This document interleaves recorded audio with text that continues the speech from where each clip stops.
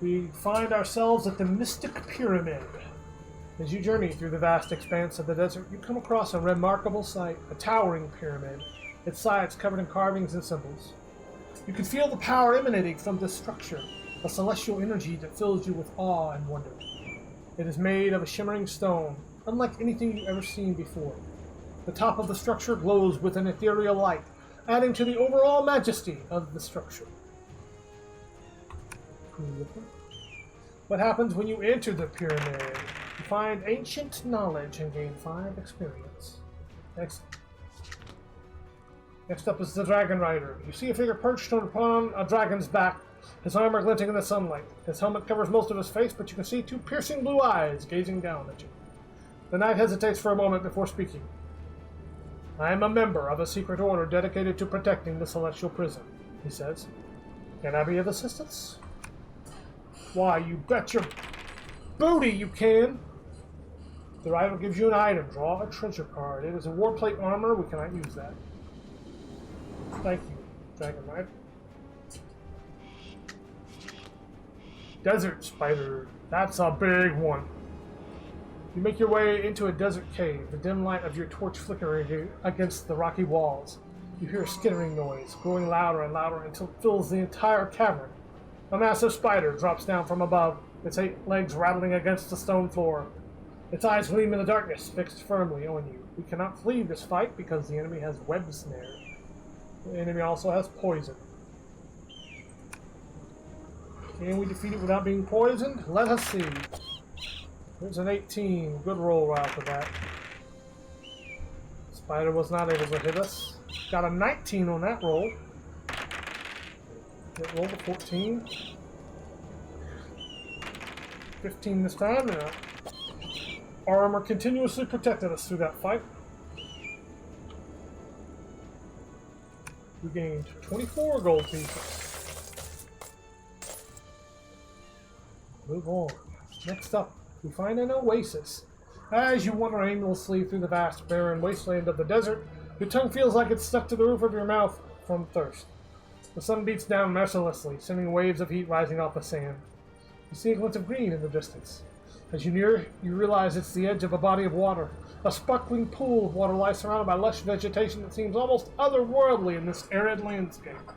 You drink greedily, and after you have had your fill, you decide to take some time to rest.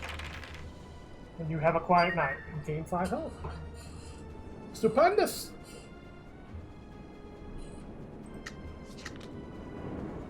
Find a mighty tree. Quiet shade. You've been searching for hours for any kind of shelter from the blazing heat. Just when you think things couldn't get any worse, you spot a glimmer of green off in the distance. As you approach, you realize it's a large tree, standing tall and proud in the harsh surroundings. You rush towards it, grateful for the reprieve from the sunlight. As you reach the base of the tree, you stop and gaze upwards. The leaves provide ample shade, creating a cool oasis in the midst of the sweltering desert. And I sleep overnight. I gain 12 health. I'm at maximum health now.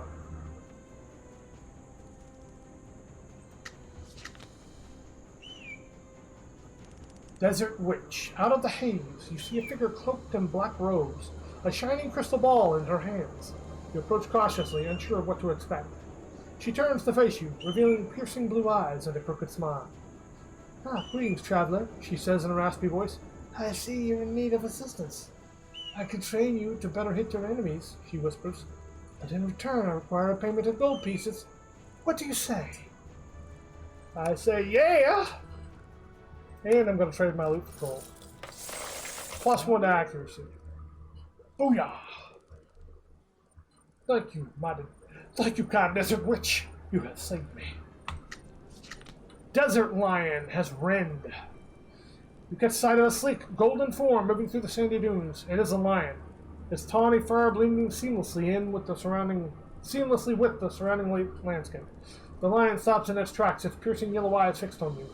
For a moment, the two of you simply stare at each other, sizing each other up.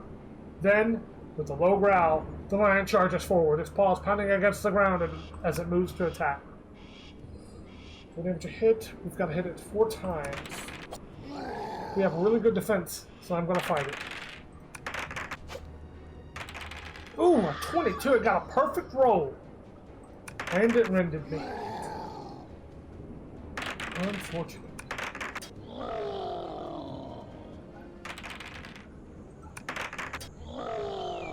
It's a tough enemy. Fortunately, it only hit us once.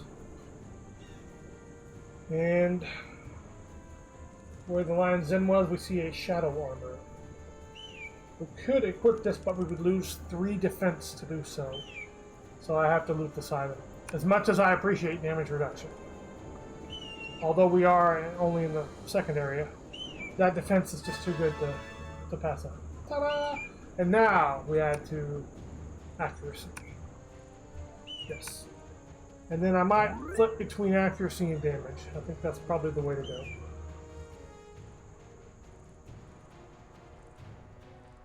I'll be back. Alright, let's see. Next up we have an ogre shaman. You're trudging through the endless expanse of the desert when you come face to face with an enormous ogre dressed in animal skins. His eyes seem to glare right into your soul. You notice he carries a staff with a glowing gem. He begins to mutter the words of an incantation, a prayer to whatever gods he worships. Then, he moves to attack you.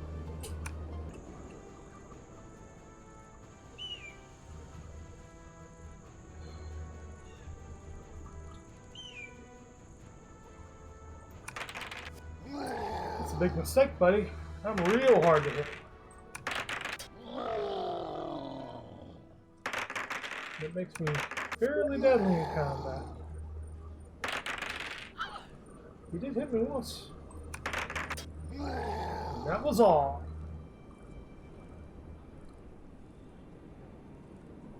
We make 18 gold pieces. And we move on. There's a waste specter. You come across a strange figure. At first you think it might be a mirage, but as the figure begins to take form, you realize it's something much more sinister. The specter before you has a twisted grin on its face, and its eyes glow with an eerie light. It speaks in a cold, raspy voice that seems to echo in your mind. Give me some of your life force, it demands, and I will reward you with gold coins. Gain gold. We can gain 200 gold pieces for only 15 health. We're absolutely going to do it. Easy choice. Malvina's Enforcer. You feel a tingling sensation coursing through your body, as if someone is draining the life force right out of you. Looking around frantically, you spot a figure standing behind you, her long auburn hair cascading down her back like fire. Foolish hero! Queen Malvina sent me to stop you. With a wave of her hand, she conjures a burst of magical energy that slams into you, knocking you to the ground.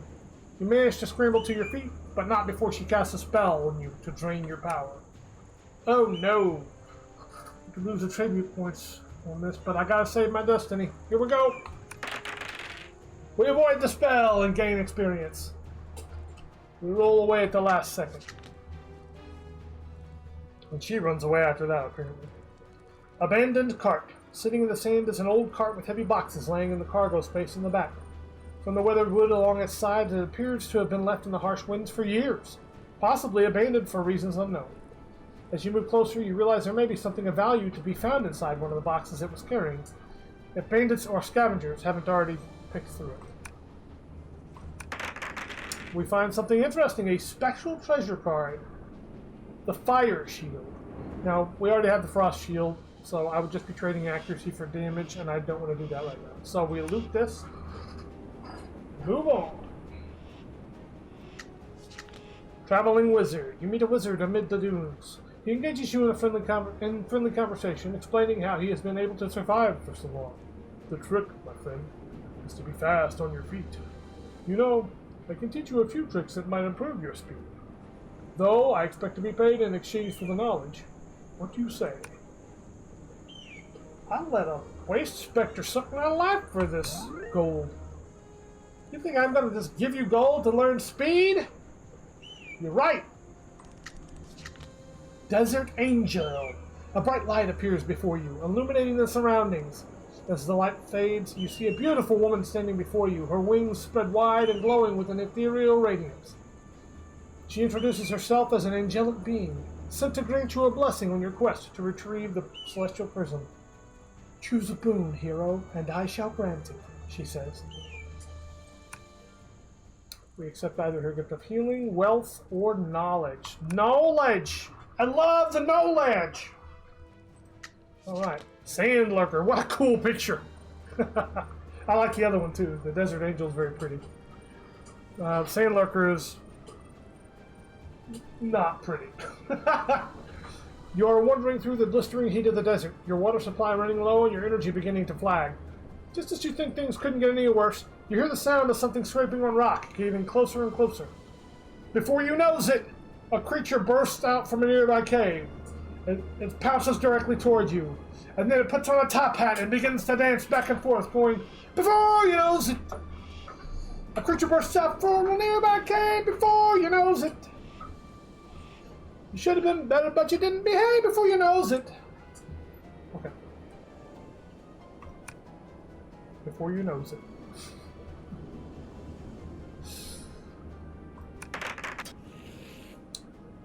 Nailed it right off the bat. It's got no special abilities, so it doesn't do a ton of damage, even though I'm bleeding, so I take more from it. Boom! Critical hit. Get out of here, you. Solar Leather has regeneration. I already heal 1 every time I hit an enemy, though, and that's just too big of a defense loss. So I'm going to loot the regeneration armor. I know you guys are probably really disappointed in BenRegen not picking the regeneration option. There's a time and place, that's all I'll say. Desert Nomads. You come across a small group of nomads. They are rough-looking, dressed in ragged clothing. You approach them cautiously, unsure of their intentions. As you draw nearer, one of the nomads steps forward and greets you with a friendly smile. Welcome, fellow traveler, she says. Perhaps we can offer you something that you desperately need in exchange for some gold coins, eh? Share knowledge, gain a health potion. Let's buy a health potion. We don't want to be bleeding.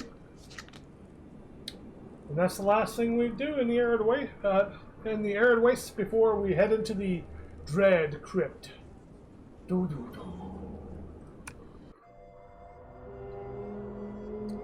there's a place to rest before we go in.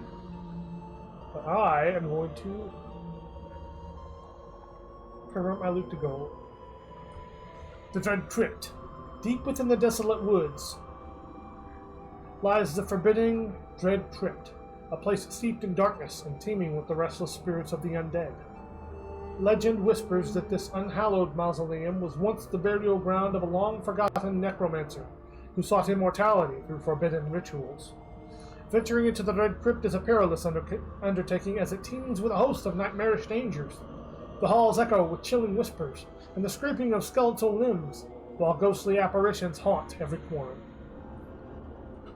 An adventurer navigating these treacherous corridors must be vigilant, for hidden traps and ancient wars lie in wait, triggered by the unwary.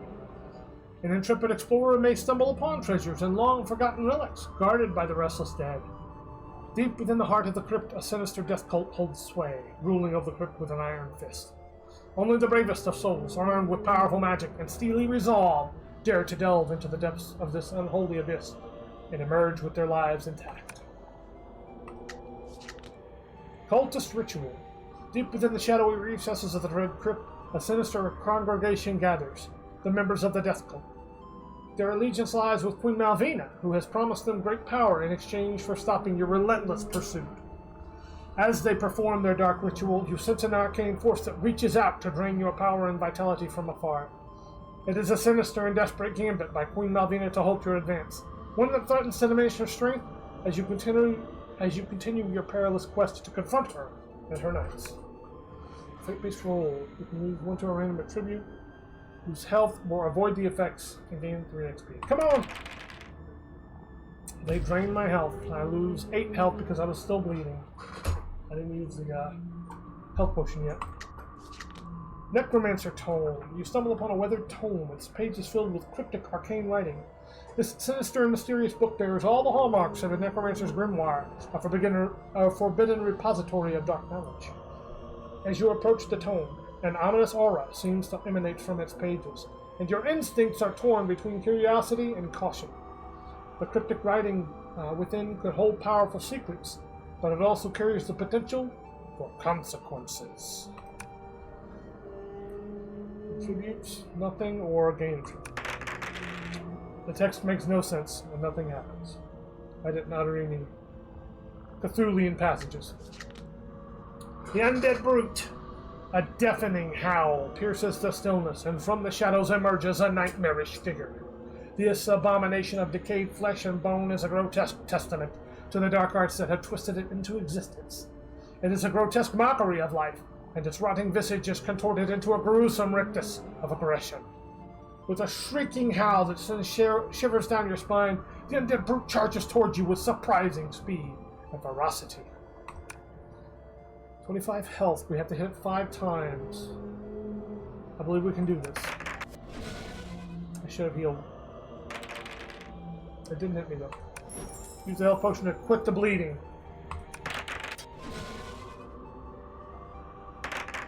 Ooh, just in time too. It hit me.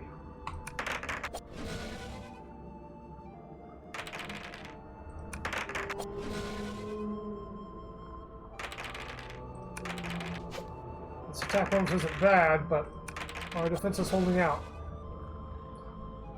We defeated the undead brute. Crashes to the ground. Storm Wand is not something we can use. We don't do magic. So we loot that item and move on.